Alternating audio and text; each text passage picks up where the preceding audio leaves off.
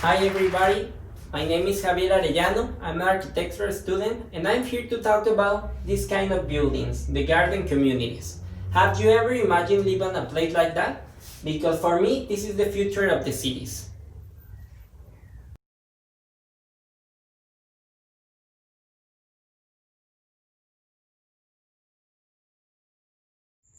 But the question here is, what is a garden community?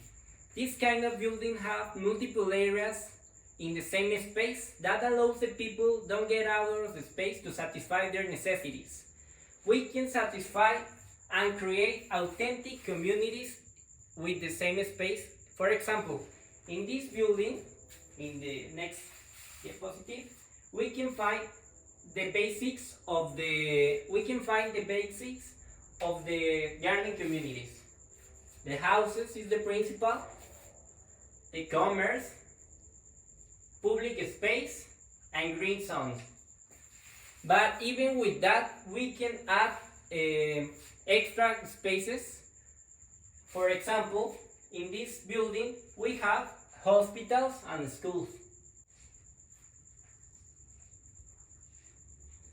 The beginning was in Singapore. Singapore is a little island that doesn't have enough water, enough space public, and enough green areas.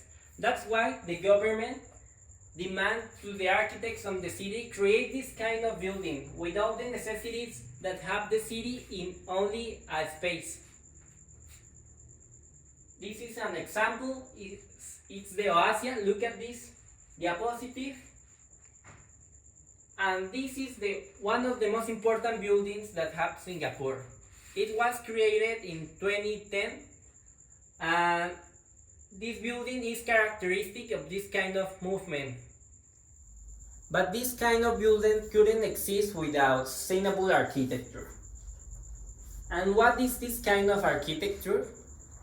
It tries to optimize the natural resources to obtain better ways to build a house or a building.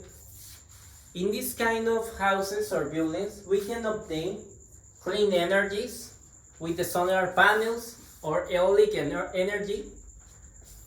Also, we can have and obtain water from the raining and have crops in our houses. And look at this picture. This is the zenith of this kind of architecture. We can find green roof, water of the raining, and a good relation between human and nature. But maybe what interests you is how the people live in this kind of building. Because we have multiple spaces, like in this photo, we can create multiple spaces to speak and create human relation in the building. All the possibilities that we can create in the building are motivated to be more solidary. For example, the people take care of the gardens, like in this photo. Take care of the public spaces to keep a good relation between them and in good state the building. And also, it's safer for the people because everyone knows between them, and if there, and also because we have multiple public spaces and shops in the first level that keeps alive the building. We have a problem with this kind of architecture. For example, in this photo, we can see a house, but the people add devices to obtain clean water, to obtain clean energy, and even they have a crop and a really cool garden.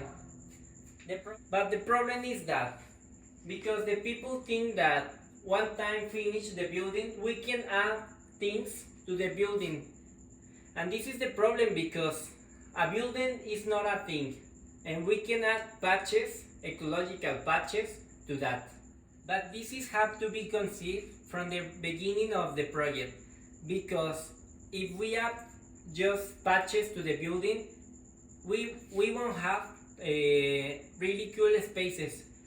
When we have a really good project, like the first example that I showed, we can create natural spaces that makes feel to the people feel freedom and happiness, like these children in the playground, and also these children in the public spaces.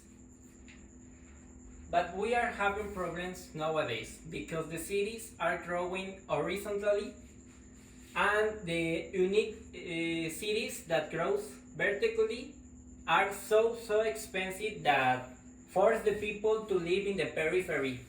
For example, look at these slides. See how Mexico City has grown. For example, this is a map from the 10s. Now we have a map for the 30s, and we can see how Mexico City grows 100%. A map from the 50s, and it grows 200% from the beginning. And the last one that have here, it's the 70s. We can see how Mexico City have grown 500%. And today Mexico City covers all this superficie. This is why this is a problem that all the cities are solving.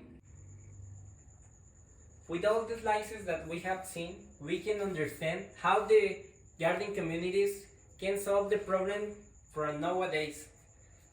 And even that kind of problem are gonna be higher and harder in the future because we won't have enough green zones, public spaces. This is a very good solution for the future.